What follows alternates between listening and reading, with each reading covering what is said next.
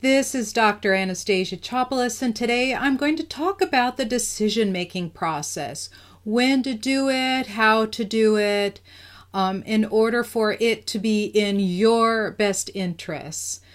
So today, what's happening is that I started thinking about the decision-making process as I am teaching my students in my class and as I'm working with different clients, that they are in sometimes a very anxious, fearful, angry state, and they just want that feeling to end.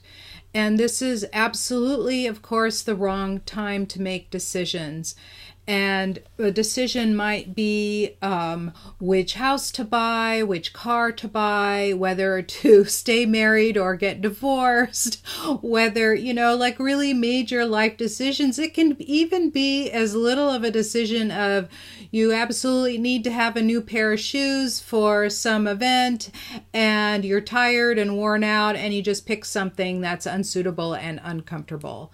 Right? So those are the kinds of things that a lot of people worry about, and it gets them into a funk. So now let's think about what happens when you're anxious, depressed, worried, feeling guilty or ashamed of something, some sort of, especially in fear and anxiety. When you're in those states, what you are is you're fractured.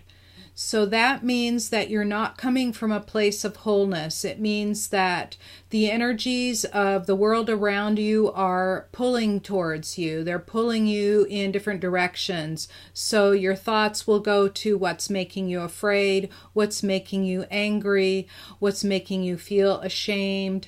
All of those places where you're feeling so terrible that making a decision basically is to help make that feeling go away. And the best way to make that feeling go away is, first of all, to wait before you make a decision. So people say, I need to do something. And I say, but wait is a verb. When I was a professor and a lot of students would ask me to write letters of recommendation, I always waited until I was not feeling any of those feelings so I could write the best recommendation possible, because I needed to compose something that was original, that was very pertinent to the student. I wanted to have a really good connection with them when I wrote it, like thinking about what it is that they wanted, what I knew about them, how they performed in class, and I couldn't just swish something off in a hurry and get it done if I was upset about something. Because when you do something like this, whatever it is that you do, the energy that you have at the moment, whatever emotional state that you're in, will be reflected in your writing, in your speaking, in your decision making. It just all comes together. So we don't have one particular frequency that we stay at. We go up and down during the day. This is just normal. This is how our bodies behave. So by making the decision down in this low energy place will also be a low energy decision. So there's lots of ways to get out of that low energy state. The thing that I used to do, so that was the first thing about, writing letters of recommendation, because I wanted the best for all of my students. I wanted them to get into the school of their dreams. I was really proactive with helping them make good decisions so they could, how to write their essay. I would ask them to write their essay to me, and so that way I could see what they were about. That way I could help guide them. Some students didn't get straight A's and they wanted to go to dental school, for example, and I suggested ways for them to actually bypass that by working with someone at the university that could really help them get into the school. So that's the number one thing. Number two, when I was going through a divorce and I had 2 children to take care of, and it was a lot going on, and I had days where I was very afraid that I would lose my home, that I would not be able to support my children, that I could even lose my children. And I learned to do one day at a time, to stop thinking about the future and stop thinking about the past, to just function in the moment. So there are 3 different methods that I use to help calm me down. The first was I journaled every day. I had stacks and stacks and stacks of journals. But the journaling really helped get my thoughts down on paper, like what was making me so anxious, what was upsetting me.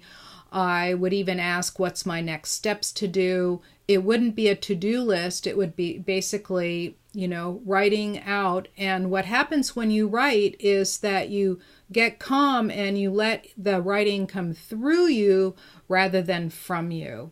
And a lot of really beautiful stuff came out of the writing. And it allowed my mind, because all the little bits and pieces were floating around and turning into like a hurricane in my mind. And what that would do is help really settle it down and calm it down so I could see the day clearly. It is kind of a form of meditation. So that's another way to do that, is to sit quietly. For example, on the front page of my website, scientifichealer.com, there is a free 11-minute Wake Up Your Brain meditation. And what that does is it brings you deep into trance in a few minutes and then back out. And that allows your mind to calm down so you can think more clearly. And I have some people that have gone through difficult periods that listen to it multiple times a day because it is so brief, and it helps calm them down to see the day clearly. So that's a second way to do it. And the third way to do it is to go out and take a walk outdoors. Get yourself out of that environment that gets you so anxious in the first place. So those are 3 really easy tips to do. Number 1, journal. So you get all of that stuff that's going around in your head down on paper. Number 2 is to do a brief meditation. A guided one is more helpful than just sitting there and getting worried about everything. And the third thing is to go out for a walk and get out of the environment, even if it's for just around the block. Just getting that fresh air, taking some deep breaths, straightening your body out, and taking those nice deep breaths and getting yourself fully back in your body instead of being pulled in all of those low energy directions. And to help you stay in that place is I have a series of daily habits. I think I've published them on my YouTube channel. There are several helpful tips on my YouTube channel, and you can see the link below. The link will appear in just a moment, and along with my website. So those are there are a lot of little good tips, especially my morning routine where I get up and I cut cords and I take a deep breath and I do some movement and walking, and I really get my day started with a series of activities. And it gets my mind clear. I don't go on the phone and see who's texted me or who's emailed me. I don't go into my emails and answer anything unless it's absolutely and totally an emergency, right? So there's the scientifichealer.com. You can click there and download your free 11-minute Wake Up Your Brain audio. You go right below my picture and you'll see a link there. So now the routine that, these little routines of getting started and taking some deep breaths and drinking lots of water and getting a good night's sleep really help keep you in that high frequency state. In other words, centered. The most important thing is to be centered. And being centered will allow you to make whatever decision you need to make. And if you're not centered and if you're not calm and it's difficult to get there, then wait to make the decision. So I did this when I was going through my divorce. I did this one step at a time because I had a huge mountain of things to take care of. I had government things to go to. I was living in Germany. I was going to a self-help group regularly. I had a lawyer to deal with. I had 2 children to raise by myself. There was a lot of stuff happening, and I had to keep up my job. I worked as a scientist at the Max Planck Institute for Chemistry, and I ran a research lab. So I had a lot on my plate, and all I could think of is if I thought about what I didn't get done the day before and the mountain of things I had to do in the future, the amount of anxiety that I was feeling in terms of getting it done was enormous, and also the enormous bills I had to pay. So I just took one day at a time, and I would ask, so here's a bonus tip. I would ask myself every single day, am I okay right now? Am I in my house right now? Am I wearing clothes right now? Am I fed right now? And are my kids happy, safe, and also clothed, fed, and going to school and doing what they're supposed to be doing? So when I would answer yes to those, I could feel myself coming back into my body and allowing me to make decisions.